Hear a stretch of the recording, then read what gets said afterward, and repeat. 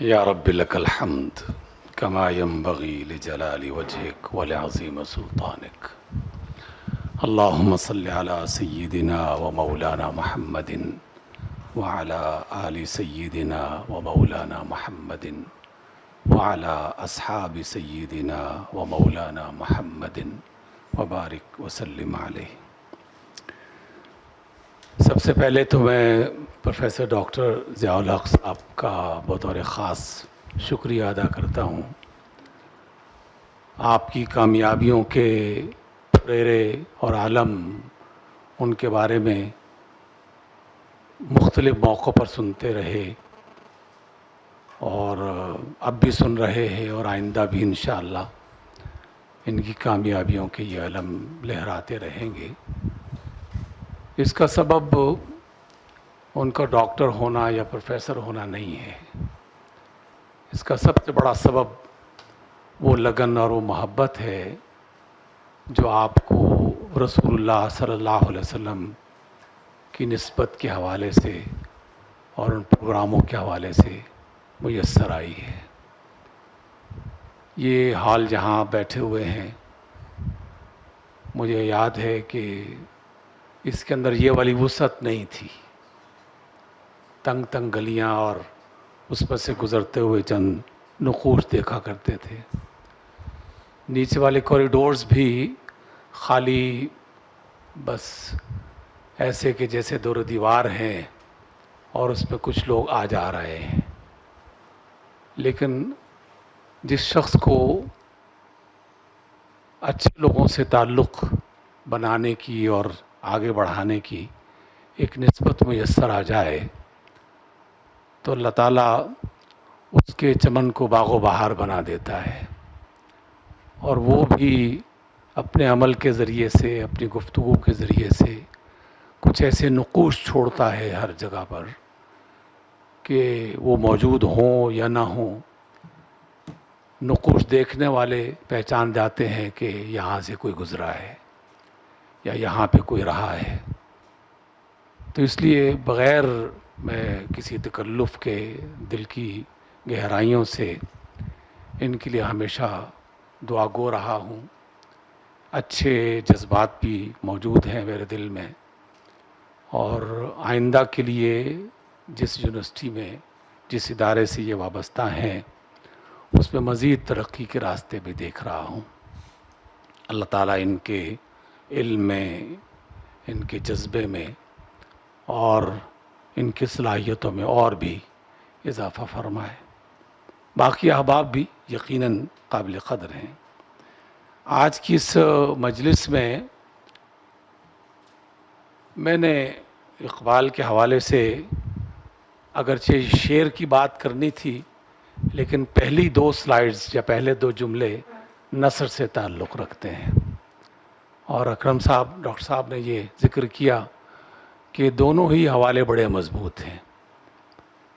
اقبال نے اپنے استاد ان کو ایک خط لکھا اور فرمایا کہ یہ ایک منفرد قسم کی بات ہے جو کم لوگ سوچتے ہیں اور کم لوگ کہتے ہیں اس کو۔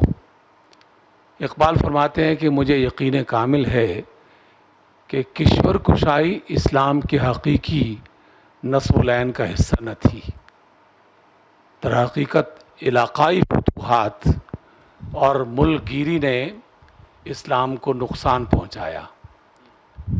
کشور کشائی کی اس دھن کے باعث سوسائٹی کی اقتصادی اور جمہوری تنظیم کے وہ اصول بروکار نہیں لائے جا سکے جو قرآن مجید اور احادیث نبوی میں یہاں وہاں روشن ہے۔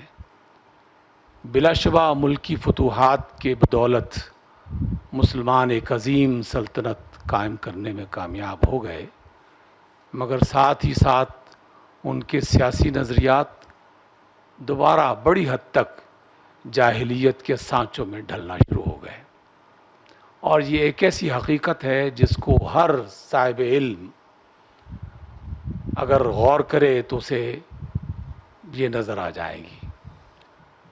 تاریخ کی کتابوں میں اور دیگر بہت سارے جو علم کے خزانے ہیں، اس میں مسلمانوں کی فتوحات کے تذکرے ملتے ہیں، کشور کشائی کی داستانی میسر آتی ہیں، لیکن جب کوئی سنجیدہ آدمی کسی خاص نہج پر غور کرنے کے لیے بیٹھتا ہے تو اسے اکثر مقامات پر وہ جگہ خالی دکھائی دیتی ہے جو ایک صاحب بصیرت اور تبدیلی لانے والے اور انقلاب برپا کرنے والے، وہ انقلاب جو شاخوں سے لے کر جڑوں تک پھیلتا ہوا ہو، اس کو تلاش کرنے کے لیے اسے ڈھونڈنا پڑتا ہے کہ اس بارے میں اللہ تعالیٰ کی تعلیمات کیا تھیں، رسول اللہ صلی اللہ علیہ وسلم کا طریقہ کیا تھا، اہل محبت اور اہل دانش کیا کہتے رہے۔ تو اس اعتبار سے بہت جلد کشور کشائی کے اس عمل کو وہی پرانی بادشاہت اور جاہلیت کے مختلف نظاموں نے اپنے حصار میں لے لیا، اور اس طرح حصار میں لے لیا کہ بادشاہوں کی داستانیں باقی رہیں، اہل محبت کی داستانیں بڑی مشکل سے تلاش کرنا پڑتی ہیں۔ علامہ اقبال ایک ایسی شخصیت اور ایک ایسی ہستی اس بر صغیر کو میسر آئی، اللہ تعالیٰ کا خاص انعام، جنہوں نے دو چیزوں کو اپنی شخصیت نکھارنے کا سب سے بڑا ذریعہ بنایا۔ اور بھی ذریعے تھے، لیکن یہ دو ذریعے جو ہے یہ سب سے بڑے ذریعے تھے، ایک اللہ کی کتاب اور دوسرے اللہ کے رسول صلی اللہ علیہ وسلم۔ ان دونوں سے اللہ تعالیٰ کی محبت اور اقبال کی شخصیت کو نکھرنے کا اور اپنے خیالات کو دوسروں تک پہنچانے کا جو موقع میسر آیا، وہ دنیا میں بہت کم لوگوں کو میسر آیا ہے۔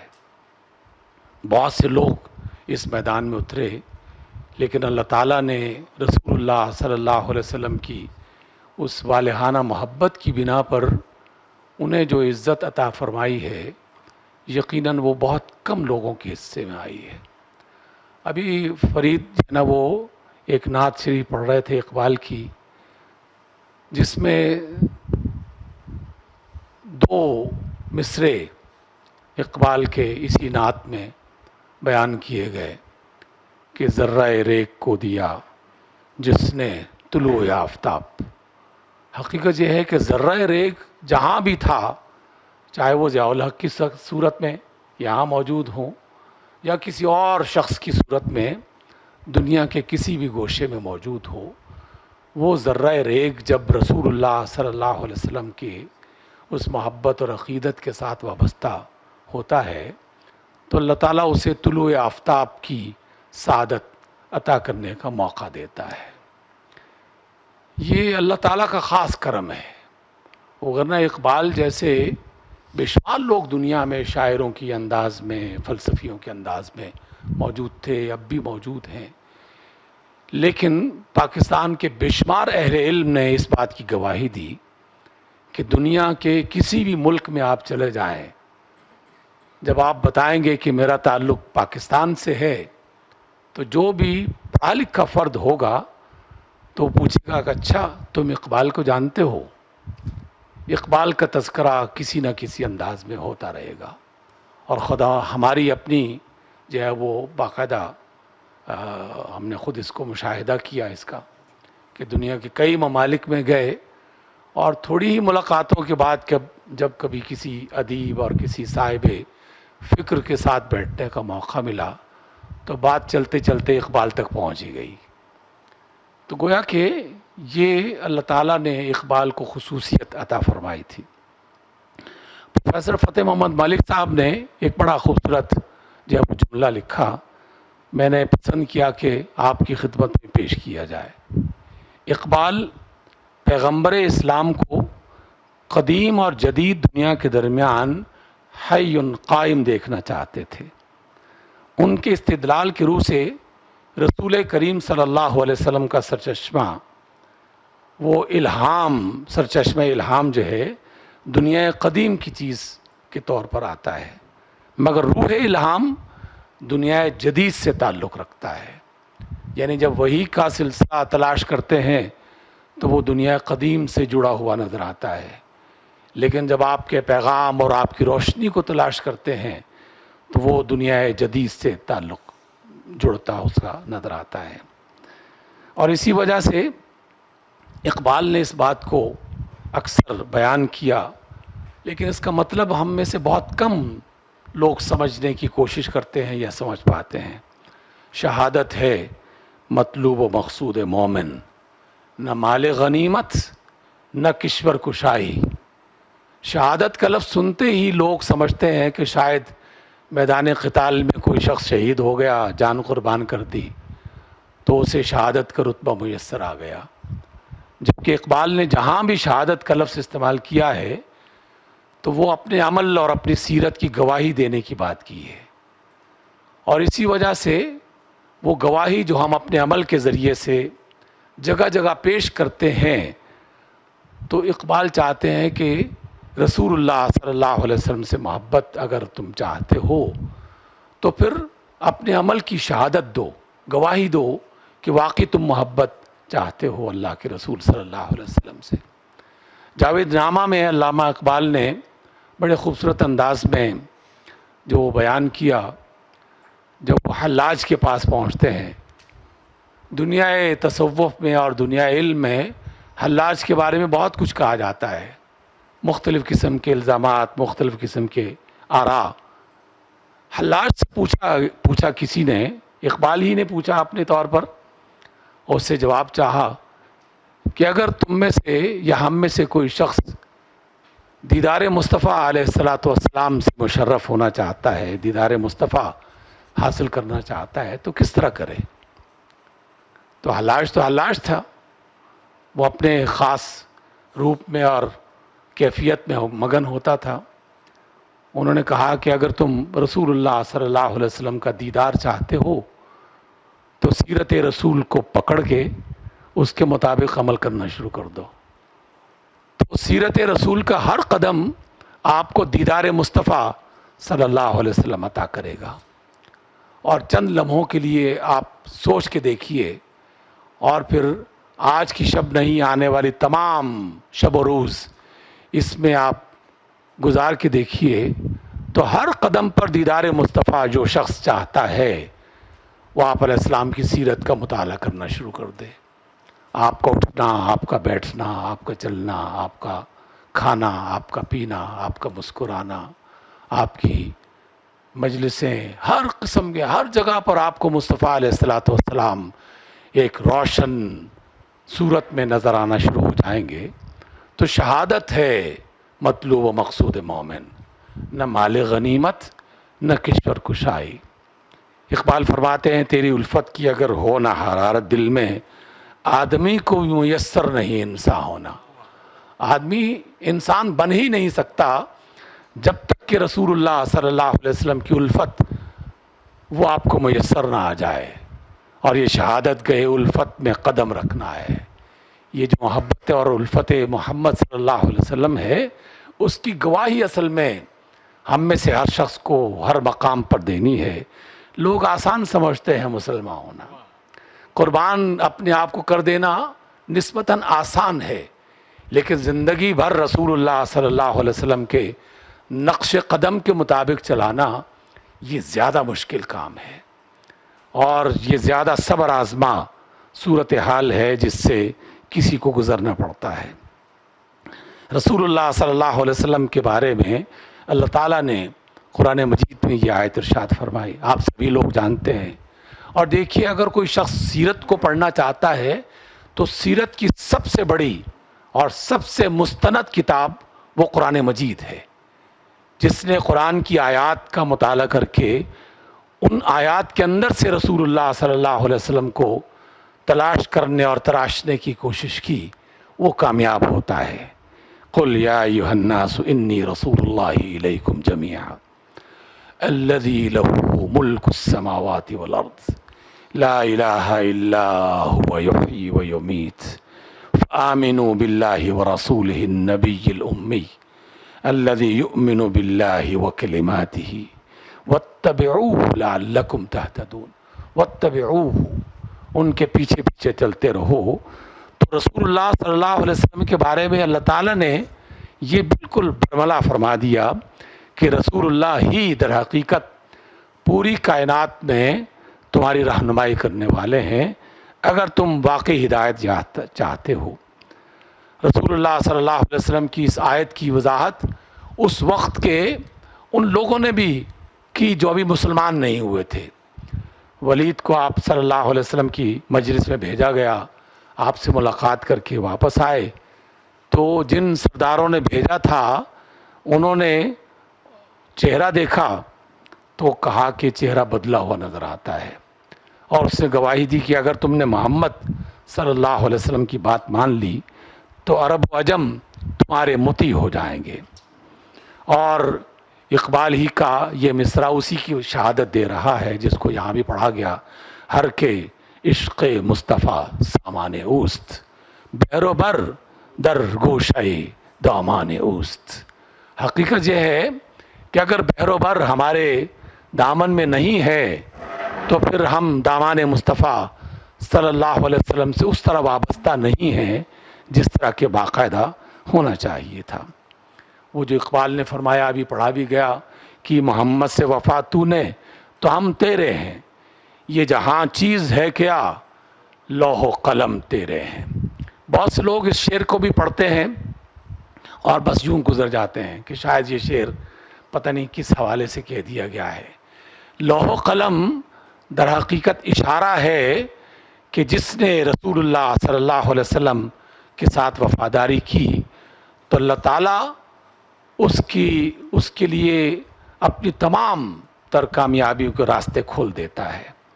اللہ تعالیٰ کی رضا اس بندے کی رضا میں شامل ہو جاتی ہے، اور اس کا لوح و قلم اس آدمی یا اس قوم یا اس علاقے میں رہنے والے لوگ وہ ان کے مطابق چلنا شروع ہو جاتا ہے، یعنی خدا پھر وہ کرنا شروع کر دیتا ہے جو اللہ کے رسول سے محبت کرنے والے چاہتے ہیں کہ محمد سے وفا تو نے تو ہم تیرے ہیں۔ رسول اللہ صلی اللہ علیہ وسلم کی تعلیمات میں چونکہ ہمارا موضوع بھی نقوش ہے، چند نقوش میں آپ کے سامنے پیش کر رہا ہوں، وگرنہ تو سیرت پورا کا پورا اقبال، پورا کا پورا قرآن یہ سب سیرت رسول ہی ہے، اس کے علاوہ کچھ نہیں ہے۔ لیکن نقوش تلاش کرنے کے لیے آپ صلی اللہ علیہ وسلم کی چند باتیں آپ کے سامنے دہرانا چاہتا ہوں۔ آپ نے فرمایا اتقوا فراست المؤمن فإنه ينظر بنور اللہ۔ مومن کی فراست یعنی مومن کی بصیرت اور اس عقل مندی سے بچ کے رہنا، کیونکہ محمد صلی اللہ علیہ وسلم نے جو مومن بنایا ہے وہ مومن اللہ تعالیٰ کے عطا کردہ نور سے دیکھتا ہے، وہ اپنے راستوں کو اللہ کے نور سے روشن کرتا ہے۔ اور اقبال نے اپنے بارے میں بھی یہ بات ارشاد فرمائی، ایک طویل نظم ہے جس کا ایک حصہ ہے میں شود پردہ چشمم پر گاہے گاہے دیدام ہر دو جہاں را بنگاہے گاہے۔ کبھی تو ایسا لگتا ہے کہ ایک دن کا میری آنکھ کا پردہ بن جاتا ہے، کچھ دکھائی نہیں دیتا، اور کبھی ایسا بھی ہوتا ہے کہ میں نے دو جہانوں کو ایک نگاہ سے دیکھ لیا، کیونکہ یہ نور بصیرت جو اللہ تعالیٰ اہل ایمان کو عطا کرتا ہے وہ زندگی کے ہر لمحے میں اگرچہ اپنی روشنی دکھاتی رہتی ہے، لیکن کچھ لمحے خاص میسر آتے ہیں کہ جب انہیں وہ بھی دکھائی دینے لگتا ہے جو دوسروں کو دکھائی نہیں دیتا۔ جب آپ اندلس کی طرف جاتے ہیں علامہ اقبال، تو وہاں کے دریائے کبیر کے کنارے پر کھڑے ہو کر ارشاد فرماتے ہیں کہ اللہ تعالیٰ نے جو کچھ مجھے دکھا دیا ہے اگر وہ میں بیان کر دوں آج تو یورپ میں زلزلہ آ جائے، پریشان ہو جائیں یورپ والے کہ یہ بندہ کہاں سے بول رہا ہے، اس کو یہ چیزیں یہ منظر کہاں سے دکھائی دے رہے ہیں۔ اس لیے دیدام ہر دو جہاں را بنگاہے گاہے، حقیقت ایسی ہی تھی، اور اقبال نے کئی مرتبہ اس کا اظہار اپنے انداز میں کیا۔ رسول اللہ صلی اللہ علیہ وسلم کی تعلیمات میں ایک عظیم الشان تعلیم جو مکہ میں بھی سب سے پہلی تعلیم تھی اور مدینہ میں بھی سب سے پہلی تعلیم تھی، اور وہ علم و حکمت کو سیکھنا تھا۔ اس لیے رسول اللہ صلی اللہ علیہ وسلم نے اپنے چاہنے اور اپنے ماننے والوں سے جو کہا، جو فرمایا، اس کا یہ جملہ ہمیشہ روشن رہے گا اور جلی حروف سے اہل ایمان کے ایمان کو تازہ کرتا رہے گا۔ اطلب العلم من المہد الی اللحد، گود سے گور تک علم حاصل کرو۔ یعنی والد صاحب 87 برس کی عمر میں اپنے بیٹے کو باتوں باتوں میں تعلیم دینے کے اس مرحلے سے گزرتے تھے، اور خود بھی پڑھتے تھے اور دوسروں کو بھی جو بھی آتا اسے کچھ نہ کچھ پڑھنے اور سیکھنے کا موقع رسول اللہ صلی اللہ علیہ وسلم کا در حقیقت یہ حکم تھا، اطلب العلم من المہد الی اللحد۔ اس لیے میں اپنے بزرگ دوستوں سے اکثر کہتا ہوں کہ آپ نے کبھی ریٹائرڈ نہیں ہونا، استاد کبھی ریٹائرڈ نہیں ہوتا۔ استاد زندگی کے آخری لمحے تک، جب تک اس کی سانس جاری ہے، وہ کچھ نہ کچھ سیکھنے اور کچھ نہ کچھ سکھانے کے عمل میں مصروف رہتا ہے۔ اور اقبال نے اس کو ایک اور خوبصورت انداز میں بیان کیا، گرچہ عین ذات را بے پردہ دید، رب زدنی از زبان او چکید۔ بہت سے لوگ اس پہلے مصرے پر ممکن ہے کچھ تحفظات رکھتے ہوں، لیکن ہمیں تو کوئی شک نہیں ہے کہ آقا نامدار صلی اللہ علیہ وسلم جب بارگاہ اللہ تعالیٰ کی بارگاہ میں پہنچے تھے تو جو اللہ اپنے دیدار سے اہل جنت کو مشرف کرے گا، وہ رسول اللہ صلی اللہ علیہ وسلم کو کیسے محروم کر سکتا ہے؟ ہماری تو سمجھ میں یہ بات نہیں آئی۔ لیکن جب اس موقع پر بھی، معراج کے موقع پر، کہ کائنات کا رب وہ دیدار رسول صلی اللہ علیہ وسلم کا حصہ بنتا ہے، تو وہاں پر بھی جو بات کہی جاتی ہے، اپنے اللہ سے جو بات کہی جاتی ہے، وہ کوئی اور مطالبہ نہیں کیا جاتا، بلکہ مطالبہ یہ ہوتا ہے رب زدنی علما، اے میرے رب میرے علم میں اضافہ فرما۔ تو گویا منتہائے مصطفیٰ علیہ السلام جو ہے وہ بھی طلب علم، اس کو اللہ کے رسول صلی اللہ علیہ وسلم نے اپنے لیے پسند فرمایا۔ سبق ملا ہے یہ معراج مصطفیٰ سے مجھے کہ عالم بشریت کی زد میں ہے گردوں، یہ کائنات ابھی ناتمام ہے شاید، کیا رہی ہے دمادم صدائے کن فیکون۔ آپ میں سے کتنے لوگ ہیں جو یہ صدا سنتے ہوں گے؟ ہمیں یقین ہے کہ یہ صدا آ رہی ہے، لیکن سننے والے کان اللہ تعالیٰ کسی کسی کو میسر آتا ہے، دیتا ہے۔ اور اقبال نے اس آواز کو سنا تھا کہ اللہ کی کائنات میں مسلسل اضافہ ہو رہا ہے، اور اس کی تخلیق نہ ختم ہوئی نہ ختم ہوگی۔ کن فیکون کی صدا ہر وقت یہ بتا رہی ہے کہ نئی کائنات وجود میں آ رہی ہیں، نئی کہکشائیں اللہ تعالیٰ کے جمال اور جلال کا مظہر بن رہی ہیں۔ یہ ہیں سب ایک ہی سالک کی جستجو کے مقام، وہ جس کی شان میں آیا ہے علم الاسماء۔ مقام فکر ہے پیمائش زمان و مکان، مقام ذکر ہے سبحان ربی الاعلی۔ اگر کوئی شخص ان آیات کو قرآن مجید میں سے تلاش کرنا چاہے تو زمان و مکان کی پیمائش، سائنس جہاں پر ختم ہو جاتی ہے، ٹیکنالوجی ختم ہو جاتی ہے، لیکن اللہ کی کائنات میں یہ مسلسل اہل علم اور اہل بصیرت جو ہیں وہ اس مقام سے گزرتے رہتے ہیں۔ ان اللہ تعالیٰ جو فرماتے ہیں کہ وہ جو اہل ذکر ہیں وہ اللہ تعالیٰ کا ذکر کرتے ہیں، اٹھتے ہوئے، بیٹھتے ہوئے، لیٹتے ہوئے۔ تو ذکر کیا کرتے ہیں؟ وہ یہ کہتے ہیں کہ ربنا ما خلقت ھذا باطلا۔ وہ اللہ کی کائنات پر غور و فکر کرتے ہوئے یہ کہتے ہیں کہ اللہ تو نے یہ سب باطل پیدا نہیں کیا۔ یہ مقام ذکر ہے، اور پھر اسی موقع پر سبحانک یعنی سبحان ربی الاعلیٰ کہتے ہیں۔ یہ جو نماز کے بعد ہمیں تسبیح فاطمہ سکھائی گئی ہے، یہ تسبیح فاطمہ یہ محض چھوٹی سی تسبیح نہیں ہے، اس میں کل کائنات کو سمیٹا گیا ہے، کل کائنات کو، جس میں الحمد سے لے کر سبحان تک ہر ایک کا ذکر بھی موجود ہے، اور فکر کی صورت میں نئے جہان بھی اس میں انسانوں کو سکھائے گئے ہیں۔ مقام ذکر ہے سبحان ربی الاعلی۔ رسول اللہ صلی اللہ علیہ وسلم کو جو علم عطا کیا گیا وہ محض ظاہر کے اشیاء کا علم نہیں تھا، اس لیے آپ علیہ السلام نے ایک مرتبہ اللہ تعالیٰ سے دعا کی تھی کہ اللہ مجھے اشیاء کا علم نہیں، اشیاء کی حقیقت کا علم عطا فرما۔ تو اللہ تعالیٰ نے اشیاء کی حقیقت کا جو علم عطا کیا، تو رسول اللہ صلی اللہ علیہ وسلم نے کبھی کبھار کسی بندے کے سوال پر یا کسی اور وجہ سے اس کو آشکار کرنے کی کوشش کی۔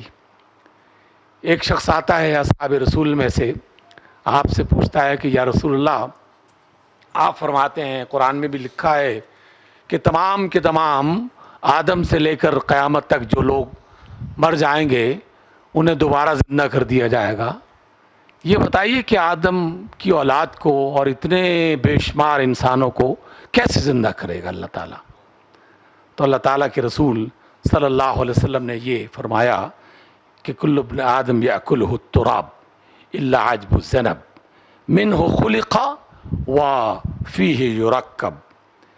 آدم کی اولاد کو، ساری کی ساری اولاد کو مٹی کھا جائے گی۔ یہاں جملہ معترضہ کے طور پر یہ بات بھی منتقل کر دوں آپ تک کہ سوائے انبیاء کے اجسام، ان کے لیے اللہ تعالیٰ نے مٹی کو حکم دے دیا کہ تم نبیوں کے جسموں کو نہیں کھاؤ گی۔ وہ نبی کے اجسام بھی باقی ہیں، لیکن آدم کی اولاد کو مٹی تو کھا جائے گی سوائے ریڑھ کی ہڈی کے آخری سرے کے دھاگے کے، یعنی وہ دھاگا بھی اتنا باریک، اور موجودہ زمانے کا جو شخص ڈی این اے کے بارے میں سنتا رہتا ہے، پڑھتا رہتا ہے، اسے یہ دھاگا کہیں نہ کہیں نظر آ ہی جائے گا۔ اللہ تعالیٰ نے اسی دھاگے سے تمام نوع بشر کو دوبارہ سے زندہ کر دینا ہے۔ یہ علم آخر آقا رحمت علیہ الصلوۃ والسلام جو نبی اور امی نبی تھے کہاں سے عطا ہوا؟ کس نے عطا کیا؟ تو اللہ کے رسول صلی اللہ علیہ وسلم نے اپنے امتیوں کو بھی اس علم کی طرف متوجہ کیا ہے کہ بعض اشیاء کی ظاہری باتیں تم تک پہنچ جائیں گی، لیکن کچھ باتیں ایسی ہیں جو اہل بصیرت ہی تمہیں بتا سکیں گے، جنہیں اللہ تعالیٰ کا نور عطا ہوا ہے وہ تمہیں بتائیں گے۔ اس لیے علامہ اقبال فرماتے ہیں ولایت، بادشاہی، علم اشیاء کی جہانگیری، یہ سب کیا ہیں؟ فقط ایک نقطہ ایمان کی تفسیر ہے۔ ایمان کو سمجھنا ہو تو ان تمام چیزوں کو سمجھنے کی صلاحیتیں پیدا کرو، ولایت، بادشاہی، علم اشیاء کی جہانگیری۔ اور دیکھیے سائنس کی جب بھی بات کی جاتی ہے تو ہمارے ہاں یونیورسٹیوں کے پڑھنے والے اور پڑھانے والے فوراً یہ کہتے ہیں کہ جناب ہم تمہاری ان باتوں کو نہیں مانتے، کیونکہ سائنس تو تجربہ مانگتی ہے۔ رسول اللہ صلی اللہ علیہ وسلم کو اللہ تعالیٰ نے ان تجربوں سے بھی گزار دیا، تاکہ جب آپ اپنے امتیوں اور انسانوں کے سامنے کوئی بات بیان کریں تو وہ محض سنی سنائی بات نہ ہو، بلکہ وہ تجربے سے گزری ہوئی بات ہو، جس کو آپ نے آنکھوں سے دیکھا ہو، کانوں سے سنا ہو، اور پورے جسم کے ساتھ اس سے گزرے ہوں ان تجربوں سے۔ تو آواز سے تیز رفتار براق، یہ تو شروع ہی میں میسر آ گیا، اور پھر معراج سے یہاں سے وہاں تک روشنی پہنچنے کا جو سفر ہے، آپ تو سورج تک پہنچنے کے لیے پیمانہ بنانا شروع کر دیتے ہیں کہ اتنے منٹ لگتے ہیں، اتنے لاکھ کی رفتار سے کوئی آدمی چلے تو روشنی کی رفتار پھر نوری سال، اور یہ اس کی روشنی ہوتی ہے۔ تو رسول اللہ صلی اللہ علیہ وسلم کی معراج کی رفتار کیا ہو سکتی ہے، جس میں ایک آسمان نہیں، ایک کہکشاں نہیں، ساتوں آسمان، پھر سدرۃ المنتہا، پھر کہیں جا کر عرش معلیٰ کا وہ جس میں قاب قوسین کا مرحلہ آتا ہے۔ تو اللہ تعالیٰ نے اس تجربے سے بھی آپ علیہ السلام کو گزارا تھا۔ اس لیے رسول اللہ صلی اللہ علیہ وسلم صرف سن کے بیان نہیں کرنے والے، بلکہ تجربے سے، اپنی آنکھوں سے، اپنے کانوں سے، اپنے جسمی اثر سے، ان تجربوں سے گزرتے ہوئے جو معلومات زمین پر رہنے والے لوگوں تک پہنچاتے ہیں، وہ رسول اللہ صلی اللہ علیہ وسلم کا ایک خوبصورت نقش اور بھی ہے آپ نے تمام اہل ایمان سے یہ کہا گیا، فرمایا کہ جو طاقتور مومن ہے نا، ظاہری طور پر بھی اور باطنی طور پر بھی، اللہ تعالیٰ کو وہ مومن زیادہ پسند ہے۔ المؤمن القوی احب الی اللہ من المؤمن الضعیف۔ اللہ تعالیٰ وہ مومن پسند کرتا ہے جو زیادہ طاقتور ہو، زیادہ مضبوط ہو۔ اور اس کی مثالیں اصحاب رسول کے بہت سارے سیرت نگاروں میں اور سیرت کی کتابوں میں مل جائیں گی۔ صرف ایک حضرت علی کے واقعات پڑھ لیجئے تو مومن کی قوت کیا ہوتی ہے جاننے کے لیے بہت کافی ہے، بہت کافی ہے۔ تو اقبال نے بھی یہ پیغام کئی بار، صرف ایک شعر جو ہے وہ مثال کے طور پر آپ کی خدمت میں پیش کرنے کے لیے لایا ہوں کہ شاہیں کبھی پرواز سے تھک کر نہیں گرتا، پردم ہے اگر تو نہیں خطرہ افتاب۔ اگر تیرا دم موجود ہے، سانس کی طاقت موجود ہے، پرواز کرنے کی صلاحیت موجود ہے، تو شاہین آپ کو کہا گیا ہے، ان نوجوانوں کو کہا گیا ہے، ہمیں کہا گیا ہے کہ شاہین کبھی پرواز سے تھک کر نہیں گرتا۔ کام کرنے کے، جیسے ابھی ڈاکٹر صاحب نے اپنی کچھ جو ہے وہ باتیں سنائی کہ ہم نے یہ بھی کیا، یہ بھی کیا، یہ بھی کیا۔ جو کام کا آدمی ہے وہ ہر وقت کچھ نہ کچھ کرتا ہی رہتا ہے، اسے نہ اس بات کی پرواہ ہوتی ہے کہ جناب مال کیسا آئے گا، پیسے کہاں سے آئیں گے، نہ اس بات کی پرواہ ہوتی ہے کہ جگہ کہاں پہ ملے گی، نہ اس بات کا خدشہ ہوتا ہے کہ لوگ کہاں سے ملیں گے۔ ہر چیز خود بخود میسر آنا شروع ہو جاتی ہے، بشرطے کہ ہمت موجود ہو۔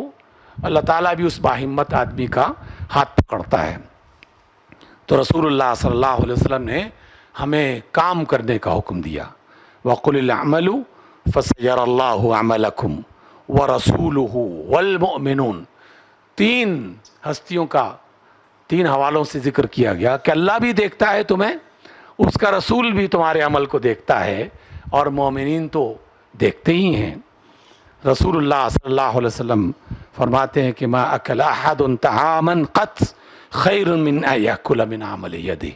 اپنے ہاتھ سے کام کرنے کے نتیجے میں جو کھاتا ہے، اللہ تعالیٰ اس ہاتھ کو سب سے زیادہ پسند کرتا ہے۔ یقیناً سیرت کی کتابوں میں آپ نے یہ پڑھا ہوگا اور اپنے بزرگوں سے سنا ہوگا کہ آقا رحمت علیہ الصلوۃ والسلام کے ہاتھ چومنا، آپ کو بوسہ دینا، دست بوسی جو ہے وہ کرنا، یہ بڑی سعادت کی بات ہے۔ لیکن کیا اس سعادت کی بھی آپ بات بیان کر سکتے ہیں جس میں رسول اللہ صلی اللہ علیہ وسلم نے کسی کے ہاتھ کو بوسہ دیا ہو؟ یعنی کہاں کوئی شخص آ کے اللہ کے رسول کے ہاتھ کو بوسہ دے، اور کہاں رسول اللہ خود کسی کے ہاتھ کو بوسہ دیں؟ تو کس کے ہاتھ کو بوسہ دیا تھا؟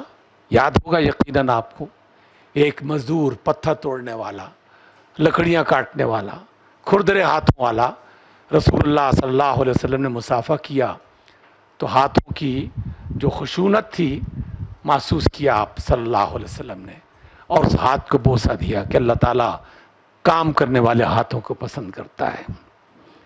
عمل سے زندگی بنتی ہے جنت بھی جہنم بھی۔ یہ خاکی اپنی فطرت میں نہ نوری ہے نہ ناری۔ ہم خاکی تو ہیں، لیکن کچھ لوگ پہلے سے خواب بنا کے رکھتے ہیں کہ ہم تو جناب وہاں پر پہنچ ہی جائیں گے۔ ایسی بات نہیں ہے، عمل چاہتا ہے اللہ تعالیٰ، اس کا رسول بھی دیکھنا چاہتا ہے۔ الکاسب حبیب اللہ رسول اللہ کا فرمان ہے۔ اللہ تعالیٰ کے رسول کا ایک اور فرمان، بہت ہی خوبصورت فرمان، آج کے لوگوں کے لیے ایک روشن مثال۔ ان اللہ یحب العبد المحترف۔ محترف سے کا جو لفظ ہے یہ حرفت سے بنا ہے، نت نئی ایجاد کرنے والا۔ اللہ تعالیٰ اس آدمی کو پسند کرتا ہے۔ رسول اللہ فرماتے ہیں، اقبال فرماتے ہیں، جہان تازہ کی افکار تازہ سے ہے نمود، کہ سنگ و خشت سے ہوتے نہیں جہاں پیدا۔ جو عالم ایجاد میں ہے صاحب ایجاد، ہر دور میں کرتا ہے طواف اس کا زمانہ۔ اس لیے یہ رسول اللہ کا پیغام ہے۔ آج ہم امریکہ، برطانیہ، چین، جاپان کی طرف دیکھتے ہیں، لیکن یہ سبق اقبال نے، اور اس سے پہلے اولیاء اللہ نے، اور اس سے پہلے اللہ کے رسول نے، اور سب سے پہلے اللہ تعالیٰ نے جو سنایا تھا اس بات کو ہم نظر انداز کر دیتے ہیں. جو عالم ایجاد میں ہے صاحب ایجاد. اقبال نے ایک موقع پر بہت ہی زبردست بات کہی. اس بات کو کہتے ہوئے زبان جو ہے وہ اس کے اندر عجیب سی کیفیت پیدا ہو جاتی ہے. اقبال تو ایک درویش آدمی تھا, وہ کہہ دیتا تھا, اور اس کا ترجمہ میں صرف آپ کی خدمت میں پیش کرتا ہوں. اقبال فرماتے ہیں کہ جس کے اندر تخلیق کی صلاحیت نہیں ہے اور وہ کوئی نئی چیز تخلیق نہیں کر رہا, وہ کافر اور زندیق بن کے مر رہا ہے. یعنی اسے ایمان کی وہ دولت ابھی میسر نہیں آئی جس کی بنا پر وہ کچھ نہ کچھ تخلیق ضرور کرے. اور تخلیق کرنے کا مطلب یہ نہیں ہے کہ کوئی وہ ٹیکنالوجی کے میدان میں کوئی تخلیق کرے, کوئی وقت بنا لے, کوئی جگہ بنا لے, کوئی موضوع بنا لے, کوئی نیا کام سوچ لے. تو ان تمام چیزوں کے بارے میں ایک نئی بات سوچنا اور نئے انداز میں اس کو کرنا, یہ بھی تخلیق کا ایک عمل ہوتا ہے. اللہ تعالیٰ نے اس بات کی صلاحیت انسان کے اندر رکھی ہوئی ہے. اور اللہ تعالیٰ نے فرمایا کہ جو ذہین آدمی ہے وہ کہاں سے پیدا ہوتا ہے؟ وہ در حقیقت اس روشنی سے پیدا ہوتا ہے جو دل کے اندر پھوٹتی ہے, اور اس کی نگاہیں در حقیقت دیکھتی ہیں جو دل کی نگاہ سے دیکھتا ہے. اس لیے اللہ فرمائے انہا لا تعمل الابصار ولکن تعمل القلوب التی فی الصدور. بھروسہ کر نہیں سکتے غلاموں کی بصیرت پر کہ دنیا میں فقط مردان حر کی آنکھ ہے بینا. جو غلام آدمی ہے اس کی آنکھ بینا نہیں ہے, وہ دیکھ نہیں سکتی. لیکن جو میدان حر میں بندہ حر ہے اس کو اللہ تعالیٰ نے یہ بصیرت عطا کر رکھی ہے کہ وہ بینائی رکھتا ہے, ایک بینا آنکھ سے چیزوں کو دیکھتا ہے. شریک حکم غلاموں کو کر نہیں سکتے, خریدتے ہیں فقط ان کا جوہر ادراک. ہمارے جتنے بھی لوگ باہر جا رہے ہیں نا ویزے لے کر کسی نہ کسی کام سے, تو وہ لوگ ان کے جوہر ادراک کو خرید رہے ہیں, اور ہم سمجھتے ہیں کہ شاید ہم کوئی بڑا کام کر رہے ہیں. ہم تو ان کے نوکر بن کے وہاں جاتے ہیں اور اپنے جوہر ادراک کو چند پیسوں کے عوض میں بیچنے کی کوشش کرتے ہیں. جبکہ دیدہ بینا رکھنے والا آدمی وہ اپنی صلاحیتوں کو خود اجاگر کرنے کی کوشش کرتا ہے. اولاد کی تربیت کے حوالے سے رسول اللہ صلی اللہ علیہ وسلم کا ایک فرمان, آپ نوجوان ہم سب کے بچے ہیں, آپ اپنے بچوں کو جب سکھائیں گے تو یہ یاد رکھنا یہ جملہ آپ سب کے لیے ہے. ہم نے تو جو وقت گزارنا تھا گزار دیا, لیکن یہ جملہ آپ سب کے لیے ایک بہت ہی خوبصورت جملہ ہے. آپ علیہ السلام نے فرمایا الزموا اولادکم واحسنوا ادبہم. یہ الزموا کا جو لفظ ہے نا, اس کا معنی سمجھنے کے لیے لازمی کا لفظ سمجھنے کی کوشش کریں. جو مضمون لازمی ہوتا ہے اسے چھوڑا نہیں جا سکتا. ملازمت اختیار کرتا ہے تو جب تک ریٹائرڈ نہیں ہوتا چھوڑ نہیں سکتا. اپنی اولاد سے وابستہ رہو, جڑے رہو. ہم نے دیکھا ہے بہت سارے لوگوں کو بچے ابھی چھوٹے ہوتے ہیں تو ان کے ماں باپ کہہ رہے ہوتے ہیں یار بڑے ہو جائیں گے تو خود سیکھ جائیں گے. جب بڑے ہو جاتے ہیں تو وہی ماں باپ یہ کہہ رہے ہوتے ہیں کہ یار یہ بڑے ہو گئے ہیں ہم کیا سمجھائیں, یہ تو ہماری بات ہی نہیں مانتے. ہاں, تو یہ دونوں صورتیں انسان کے بس میں نہیں رہتی, نہ بچپن نہ کسی کا بڑھاپا. لیکن رسول اللہ نے صلی اللہ علیہ وسلم نے سکھایا الزموا اولادکم, اپنے بچوں کے ساتھ وابستہ رہو, اپنے بچوں کے ساتھ وابستہ رہو. اور میں پھر دوبارہ تحدیث نعمت کے طور پر گواہی دیتا ہوں اپنے ماں باپ کی. جب بھی لاہور جاتے ان سے ملاقات کرنے کے لیے, چند منٹ میں سلام دعا ہوئی, خیر احوال, کیسا رہا سفر, اور چند منٹ کے بعد بمشکل 5-7 منٹ کے بعد ہماری والدہ بھی پہلا سوال یہ کرتی, اور والد بھی اگر انہوں نے کر لیا تو دونوں کی طرف سے ہو جاتا. سوال کیا ہوتا تھا؟ نماز پڑھ لی؟ نماز کے بارے میں پہلا سوال, نماز پڑھ لی؟ یہ اپنے بچوں کے ساتھ وابستہ ہو جانا. عمر چاہے جتنی مرضی بڑی ہو جائے وہ اپنے والدین کے لیے بچے ہی ہیں. اس لیے والدین کو بچوں کے ساتھ اور بچوں کو والدین کے ساتھ ایسی وابستگی ہونی چاہیے جو اللہ کے رسول صلی اللہ علیہ وسلم نے سکھائی ہے۔ اقبال نے ایک واقعہ بیان فرمایا ہے کہ میں چھوٹا تھا، ایک فقیر آیا، اس نے صدا لگائی، باہر نکلا میں نے کہا کہ بابا معاف کرو۔ تھوڑی دیر کے بعد میں اندر گیا تو پھر صدا لگا دی اس نے، اللہ کے نام پہ کچھ دو۔ تو میں باہر آیا، پھر میں نے اسے ڈانٹا، بابا معاف کرو۔ 3-4 دفعہ ایسا ہوا تو میں اندر سے ڈنڈا پکڑ کے لے آیا۔ جب اس نے صدا لگائی تو میں نے ڈنڈا مار کے اس کا جو کشکول ہے اسے نیچے گرا دیا۔ اچانک والد اقبال وہ آ گئے وہاں پر، تو انہوں نے یہ منظر دیکھا تو ایک لمبی نظم کہی، اس میں سے چند ایک: اے صراحت اے صراطت مشکل از بی مرکبی، من چی گویم چو مرا پرسد نبی، حق جوان مسلم باتو سپرد، کو نصیب از دبستانم نبرد۔ اے وہ شخص کہ جس کا راستہ مرکب نہ ہونے کی وجہ سے، سواری نہ ہونے کی وجہ سے پہلے ہی بہت مشکل ہے، اگر مجھے نبی صلی اللہ علیہ وسلم نے بلا کر مجھ سے یہ پوچھا کہ تیرے سپرد ایک جوان کیا تھا مسلمان تاکہ تو اس کی کوئی تربیت کر سکے، تو نے کیا کیا؟ اسوئیں کارے آساں ہم نشد، یعنی انبار گل آدم نشد، بر پدر این جور نازیبا مکن، پیش مولا بندرا رسوا مکن۔ اقبال بڑے درد مند انداز میں اپنے بیٹے سے، یعنی اقبال کے والد اپنے بیٹے سے کہتے ہیں، اور اقبال اس کو بیان کرتے ہیں کہ یہ چھوٹا سا کام کہ ایک نوجوان تمہیں دیا ہے مسلمان، اس کو انسان بنانا، آدم بنانا، یہ چھوٹا سا کام نہیں کر سکے۔ یہ مٹی کا ڈھیر، یہ خاک، انبار گل، تو نے اس کو آدم بنانا تھا۔ اے میرے بیٹے، اپنے باپ پر اتنا بڑا ظلم مت کر، اور اپنے باپ کو اس کے مولا کے سامنے رسوا مت کر، مجھے اس رسوائی سے محفوظ کر۔ تو اپنے بچوں کے ساتھ وابستہ ہونا، غنچۂ از شاخسار مصطفیٰ، گل از باد بہار مصطفیٰ، تو شاخسار مصطفیٰ کا غنچہ ہے، کلی ہے، تو اس بہار مصطفیٰ علیہ السلام کا گل بن جا، ایک چمکتا ہوا پھول بن جا۔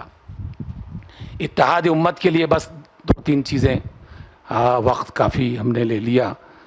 آپ صلی اللہ علیہ وسلم کا بڑا مشہور فرمان ہے، اور اقبال کا مشہور فرمان بھی سبھی کو یاد ہے، سب لوگ جانتے ہیں لیکن مانتے نہیں ہیں۔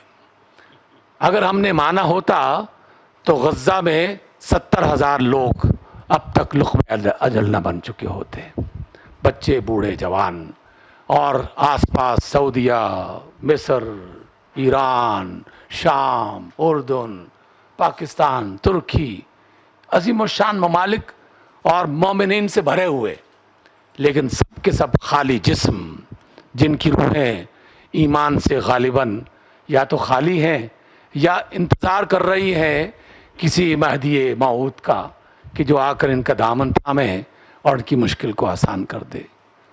مسلم حرم کی پاسبانی کے لیے اکٹھے نہیں ہو رہے، اللہ تعالیٰ پھر ان کو اکٹھا کرے گا۔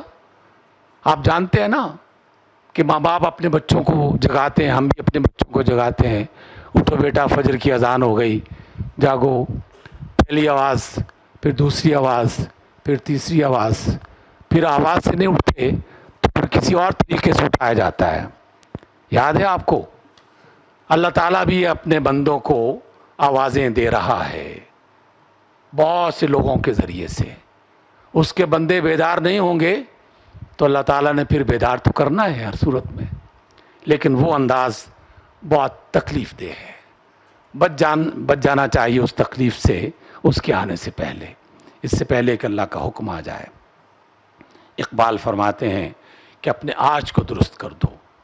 اقبال فرماتے ہیں وہ قوم نہیں لائق ہنگامہ فردا، جس قوم کی تقدیر میں امروز نہیں ہے۔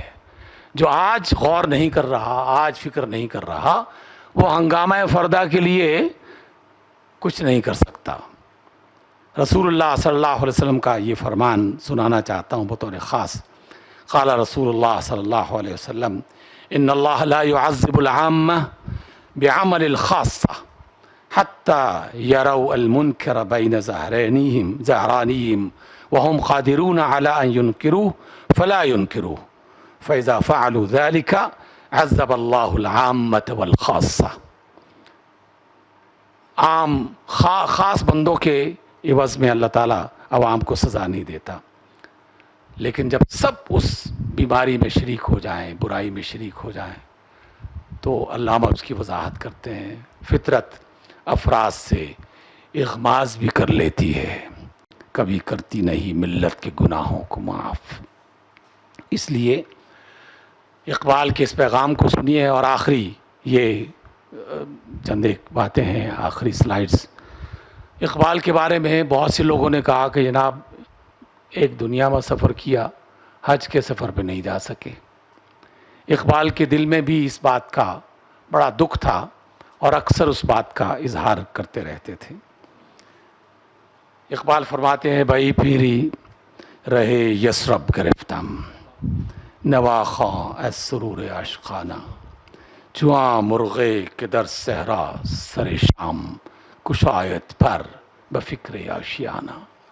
میں اس بڑھاپے میں یسرب جانے کی اس کیفیت میں مبتلا ہو گیا ہوں اور آواز لگا رہا ہوں چاروں طرف دیوانہ وار کہ حرم میں تیرے پاس آنا چاہتا ہوں، اے مکہ اے مدینہ، رسول اللہ صلی اللہ علیہ وسلم کے دربار کی زیارت کرنا چاہتا ہوں.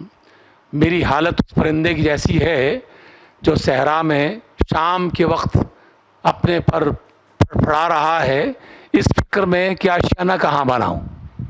آشیانہ بنانے کا اسے نہ وقت مل رہا ہے نہ ہی موقع ہے اس بات کا. اقبال کی کیفیت واقعی ایسی تھی. بے شمار لوگوں نے اس بات کی شہادت دی کہ آپ کے آخری ایام میں جہاں رسول اللہ صلی اللہ علیہ وسلم کا ذکر ہوتا تو آنکھیں بادلوں کی طرح برسنا شروع ہو جاتی، اشکبار ہو جاتی. اڑ کے اے اقبال سوئے بزم یسرب جاؤں گا، روح کا طائر عرب کی شمع کا پروانہ ہے. بہت ساری نظمیں ہیں لیکن آخری یہ بات آپ کی خدمت میں ضرور پیش کرنا چاہتا ہوں اور اسی پر ختم کروں گا. اللہ کے رسول سے وابستگی مختلف انداز میں انسان اس کو پیش کرنے کی کوشش کرتا ہے.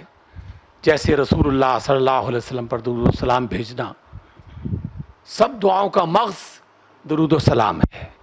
رسول اللہ کا بالکل پکا فرمان ہے، بالکل صحیح اسناد کے ساتھ. آپ صلی اللہ علیہ وسلم نے فرمایا کہ دعا کے آغاز میں بھی درود پڑھو، دعا کے درمیان میں بھی درود پڑھو، دعا کے اختتام بھی درود سے پڑھو، اور بس درود ہی پڑھو کافی ہے تمہارے لیے، کیونکہ جس سے دعا کی جا رہی ہے وہ تو تمہاری حاجات سے پہلے ہی واقف ہے. یہ درود جو ہے یہ تو اللہ کی محبت کی ایک علامت ہے، اور جس نے اللہ کے رسول کی محبت حاصل کر لی اسے اللہ تعالیٰ کیوں عطا نہیں کرے گا، اس کی طرف توجہ کیوں نہیں دے گا. اس لیے اقبال نے بھی اس کی طرف توجہ دلائی ہے اور یہ خوبصورت شعر فرمائے ہیں. تو اے مولا یسرب آپ میری چارہ سازی کر، میری دانش افرنگی میرا ایمان زناری. اس علاقے میں رہتے ہوئے زنار ہند کا پوری تہذیب اس کے پیچھے چھپی ہوئی ہے. میری دانش افرنگی، افرنگ میں پڑھتے رہے، اور میرا ایمان ہے زناری. اے مولا یسرب بس تو ہی میری چارہ سازی کر. کرم اے شہ عرب و عجم کہ کھڑے ہیں منتظر کرم، وہ گدا کہ تو نے عطا کیا ہے جنہیں دماغ سکندری. کرم اے شہ عرب و عجم. اگلی سلائیڈ نہیں پڑھتا، بس اسی پر اکتفا کرتا ہوں. کرم اے شہ عرب و عجم کہ کھڑے ہیں منتظر کرم، وہ گدا کہ تو نے عطا کیا ہے جنہیں دماغ سکندری. السلام علیکم ورحمۃ اللہ وبرکاتہ.